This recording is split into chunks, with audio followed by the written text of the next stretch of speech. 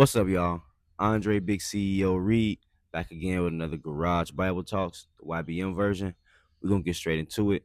Real word, real life, for all ears that can hear, from a mouth of a young black man. Y'all read Genesis 4 this morning, and it's about Cain and Abel.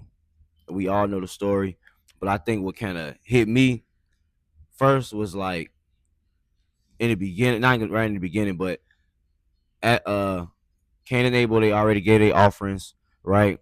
And see, first, all right, my fault. It's so much. First off, it's crazy because I didn't know that what happened was Cain and Abel both gave some offerings away to God, and what Cain gave away was some fruit from his because he's a farmer, but it wasn't like his first. It wasn't his best, but so that shows his heart. It shows how he felt towards God through his actions. Yeah, you offered him offerings, but look at what you offered, right?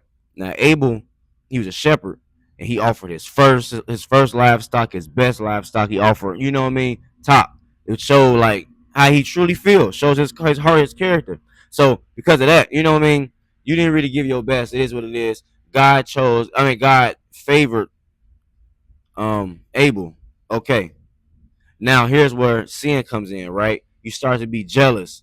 But what get to me is that God came to Cain. This is the part that trips me, right? God came to Cain and he told him, he says, if you do well, will you not be accepted? Right? Like, yeah, okay, I may not have favored you.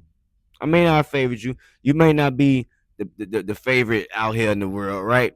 But if you do well and you still do you, God is God still not going to accept you? You know what I mean? Isn't that our ultimate goal? To be accepted by God, not to be accepted by nobody else.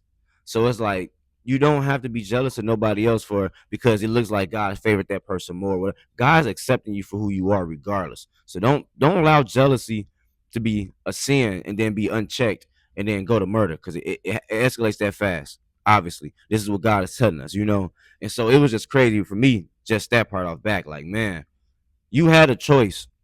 You may not have liked that you wasn't favored, and honestly, it was because of your heart. But even through it all, you still have a choice. God still said if you do good, you still can be accepted. And you chose to kill your brother, you know what I mean, out of jealousy. So that was crazy. Um, Another thing that was at the end that always, because I always try to leave every message with letting everyone know that God still loves us all. He still has us all in his heart, no matter what. So just kind of getting to the end of the chapter, I love that like through it all, God cursed Cain at the end, right? He curses him still. Um, he becomes a restless wanderer, but God still protects him. He gives him a mark so no one can kill him. And so for me, it just shows that through it all, it doesn't matter what you do. You know, if you can hold on to God and try to fix yourself, God is always merciful. No matter where the consequence, the just he has to be. We're all his kids. Even Cain, who did the first like huge sin, like he murdered his brother. You know what I mean? That's the first hugest sin that happened in the Bible. You know what I mean? Through because of jealousy. And so, man, that's scary just to think about of how times goes and how our life moves, man. And so many people in our generation and our families and even past generations, they die because of jealousy.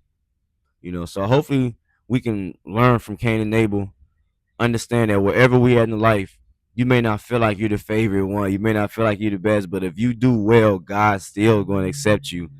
And let's not get jealous and allow that to turn into the murder because it can turn into that just that fast. And that's scary, y'all. Keep love, keep peace, y'all. That's all I got for this morning. Peace.